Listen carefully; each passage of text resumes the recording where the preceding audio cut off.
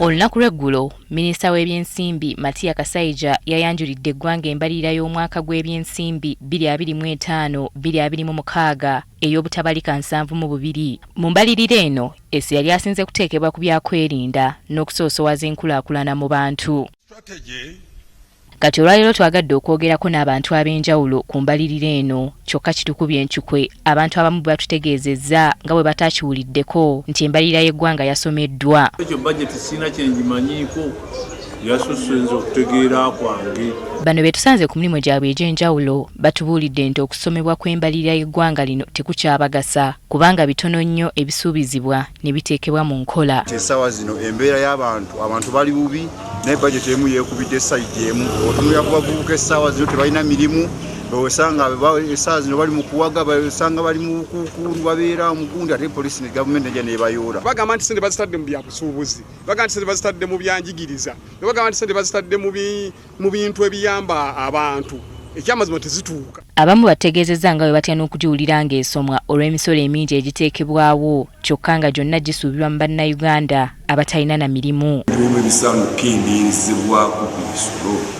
Omuntu yeyagalira omulimu gwe ne mu ggwanga lye naye kati okunyigirizibwa n'akatono k'olina nako kenyininyini bakajjako omusolo.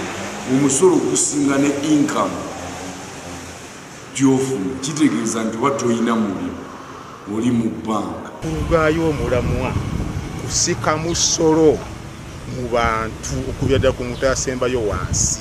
Bagamba nti emyaka egiyise beesunganga okuwulira embalirira wabula olw'okuba tekyafa ku muntu wa bulijjo tebakyefiirayo. Twagirindanga essaawa 7 nga kusoma bajeti.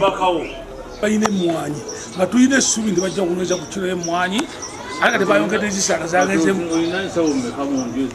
Anti twagitema olw'ebbeeyi olw'okujja gavumenti eno gavumenti ezitema. Ekisinga okubeewuunyisa kwe kubanga ebintu ebikozesebwa mu bulamu obwa bulijjo biteekebwako omusolo omuyitirivu.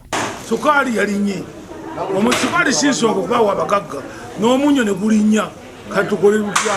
Bannayuganda basabye bekikwatako okufaayo okulaba nga ku luno bateeka mu nkola ebyalambikiddwa mu mbalirira mbu bakooye ebintu okukomanga mu bigambo. Naye wali okutya n'okwennyamira ti ssente ezo oluusi zisomwa nga mpitirivu nnyo tizabyanjigiriza naye ne zikoma mu kusoma tizasomeddwa naye ku ground tezituukayo. Tusaba olwaleero ssente ze mwasomye ez'ebyenjigiriza zigende zikole omulimu gwazo ogwaziweereddwayo.